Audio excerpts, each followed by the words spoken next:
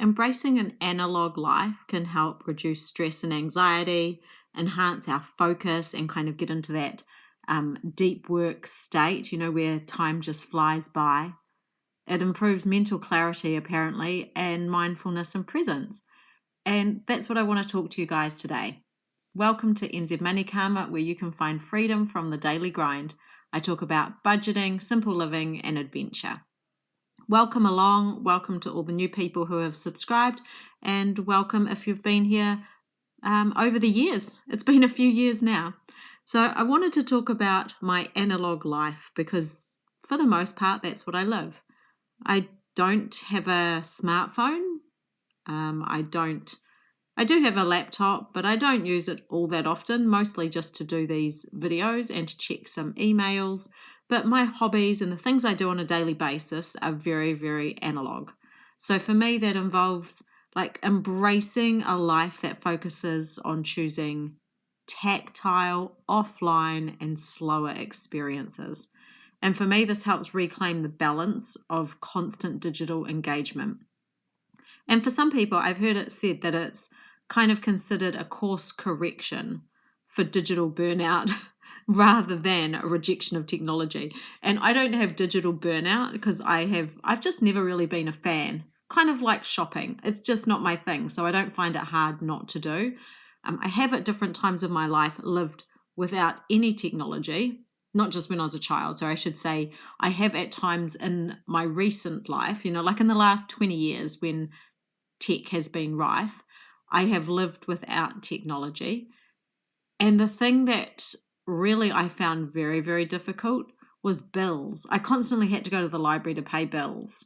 And then I got into reading blogs, and it's just one thing after another. And then you're well into the matrix, aren't you? So today you can see I am baking some biscuits. I bake all the time. And that's just because for my family, I want them to have, I can't really say those biscuits are healthy because there are plenty of unhealthy things in those biscuits, but at least we know what the ingredients are. Gardening is a great analog hobby. I like my hobbies to be productive, like I'm an active relaxer, but the things I do for fun, I like to produce something as a result. And gardening is kind of the perfect mix. It's really relaxing. It's good for your body and it's productive. There is nothing better than sitting down to eat something that you have managed to make with your own hands. And here I'm grabbing some seeds and just sprinkling them on the garden.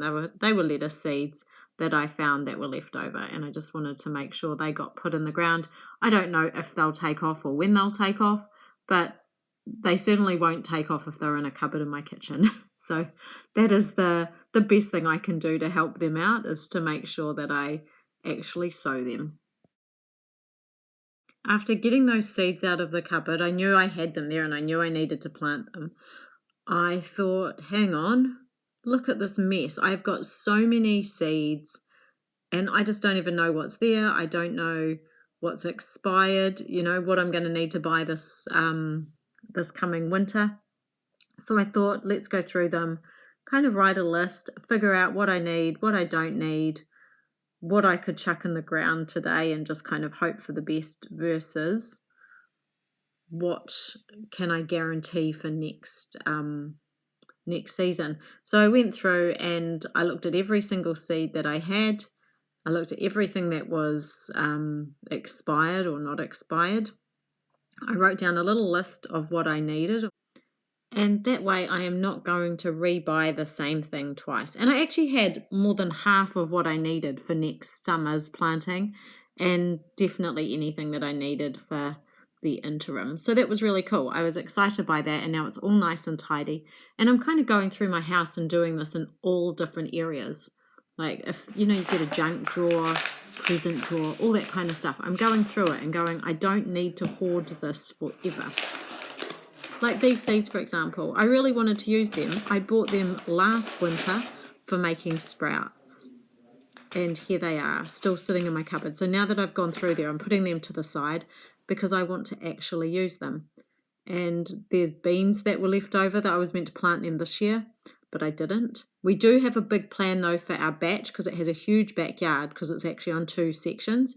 So my husband is feeling pretty motivated at the moment to plant beans, corn, and pumpkins next season. Well, this year really it will be, but come spring. So that's his project. I'm going to leave that to him and just focus on, what we have in our own backyard here. And that's some glass, oh, you can't see that. Glass gem corn. Really, really beautiful coloured corn. And that's good for popcorn. That will make your own popcorn. That's why I have that. That's left over from other corn that I've grown ages ago. And again, just all messy. So now I've tidied that up. Feels really, really good. Hobbies are a really big part of an analog life. Because when do people start scrolling? Well, they start scrolling when they're bored. Whereas in my house, when I'm bored, I do a hobby. I read, I garden, and I've recently taken up watercolour painting. So that little card on that present is a little painting I did. Now, I am no artist. I didn't do art at school. It's not like something that I used to be able to do and I've just got out of the habit. It's a new to me hobby and a new to me skill. But I definitely have daydreams of myself traveling the world, sitting down by a beautiful river and doing a watercolour painting, or sitting at a cafe and having a glass of red wine and watercolour painting. This is all part of my early retirement fantasy of the kind of life I'm going to live. So one of the things I like to do with my big goals, so my big goal is to retire early and travel, is to do the little goals that kind of lead on to that big one. I can't leave New Zealand and go traveling right now. I have 2 kids. Well, my husband and I would go together, but we have 2 kids and they are firmly entrenched in New Zealand life and we want to give them that opportunity. So we will wait until they are kind of fully fledged and then we'll go and do that. But in the meantime, I work on other elements of the fantasy, which is sitting by this cafe, sitting in a cafe and doing my watercolour painting. And that brings me a lot of joy. And here, this present here is a baby present for a relative of ours, and I'm getting that in the post. She's not due to have her baby for a long time, but she's an older mum, and I am super excited that she is having a baby because I don't think she thought that was going to happen for her. So it's really, really special. I had already wrapped it though before I thought to show you guys. So what I have in there is a little book. It's not the Gruffalo, but it's the same, written by the same people and illustrated. So a cardboard, one of those hard books of that, and some bunting that I made. So I hope her and her partner really like that. The next thing I got onto on this busy day, I actually did a lot of things. Some of the things to come weren't on this exact day, but these were all in the same day. I was just on fire. I had lots of energy for my analog hobby. So this day I went, we have got so many feijoas. What are we going to do with them? I went and got the feijoas out of the fridge and I collected the feijoas that are along our hedgerow. We have a feijoa hedge, which is called a fedge, and picked them all up. And then I chopped them up.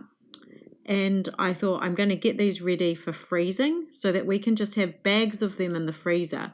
And then come wintertime, if we want to make a crumble, often we'll just make an apple crumble because there'll always be apples for a good price at the supermarket. But let's make an apple and feijoa crumble. I should have done the same with rhubarb, but I haven't.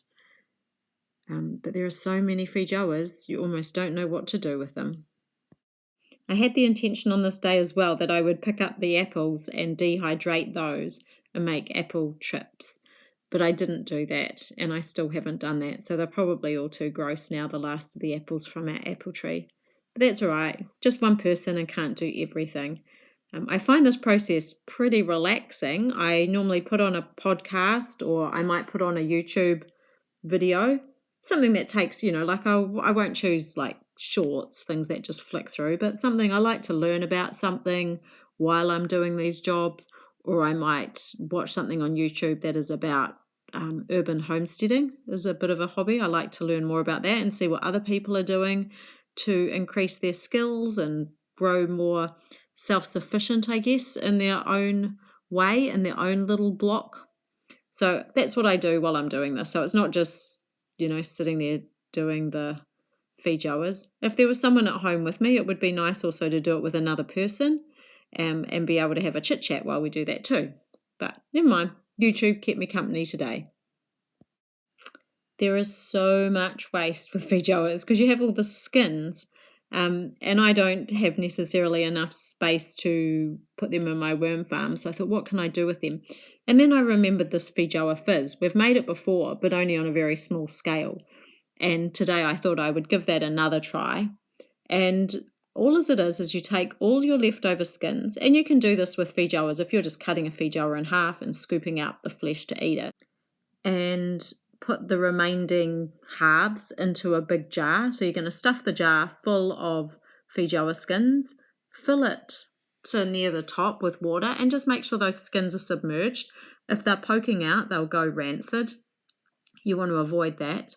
And then put in like a big heaped teaspoon of sugar, and there should be enough wild yeast on the outside of the feijoas to make it go a wee bit fizzy. So that's what I've done here, and then it's just a matter of covering them up so the bugs don't get in. I actually put a jar lid gently on top as well because there's lots of fruit flies that will otherwise get into these. And then wait 3 days, and voila, you'll have some yummy feijoa fizz. Try that out and let me know in the comments below if it worked out for you. I'd love to hear. I'm not sure if this is very analog at all, but I'm getting ready to go on a wee trip. It's to visit a family member who's not feeling very well. I'm going by myself, and I'll be gone for 4 days. And this is what I've taken with me. 4 days including my travel day. So really 3 days. But I'm taking my watercolor paints and a pad of watercolor paper. I've got a book that I'm reading.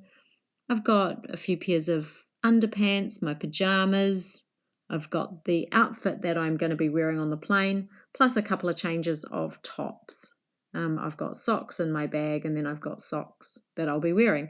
And I like to pack really minimally and pretty lightly. I've got my toilet bag in there too, which only has a few bits and bobs, and that's it. I was going to use one bag, and then I went, no, that's just way too big. I can definitely go smaller.